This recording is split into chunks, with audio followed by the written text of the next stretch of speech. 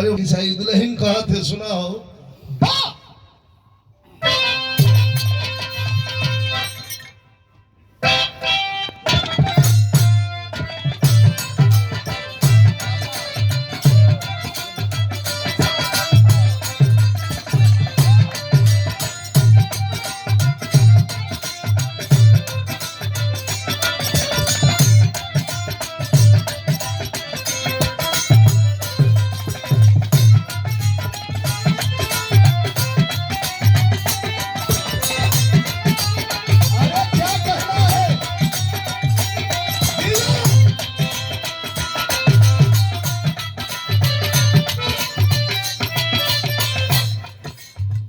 के काले रहल के कैसन रहल तो लोग तर्क लगा लिया हम कहू के न रवीना के कहब न रजनी के कहब लेकिन ये दोनों जना में से एक जना केहू कहले रहे एक जना कहा बानी अरे कमाए आइल बानी कल तू कमात हुआ अरे यार दिया के का कर जैसन दियरा का काकर जो सिवान में मुटका फूट फरे जो फाट जाए पक्का तो गुड़ से बोल के खाए जा अखिलेश भैया तुझे का सुना लो सारे राब राब गुड़ से हिताई नताई है तो हिताई नताई हमसे चलावा तो ही से न पूछा है दूसरे द्वार बहनिया जो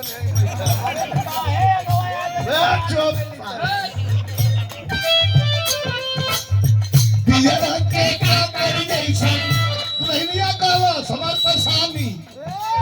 अरे पियरा के का कर जैसन से हम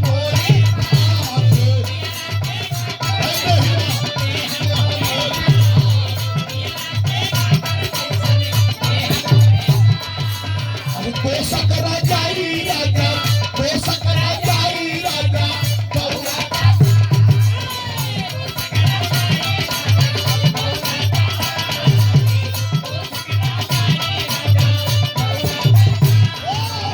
पियरा के काकर जैसन दे हम मोरी फाटे तो सकरा जाई राजा दौड़ता काटे आगरा बुझावता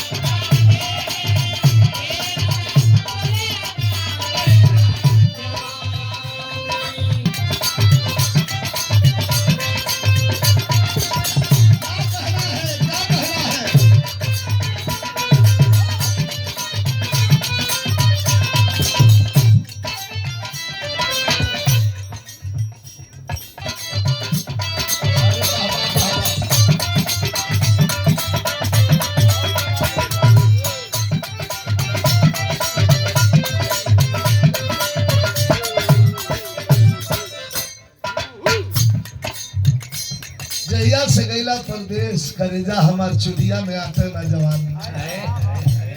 ये अखिलेश भैया अब ये से बढ़िया दुख कौनो ना है वैसा मर्द के हम का कही नहीं वैसा मर्द के जौन ध्यान ना दे था बल्कि पकड़ के वहां बद्धी करवा दो के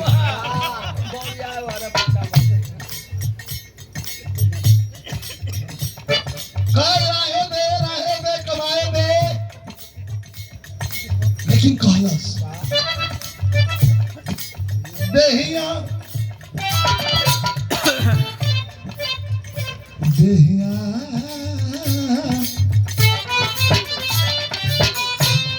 अरे देहिया कैलस समझावत है सुना है देहिया करे सूर्य राजा छोट दाना दूधी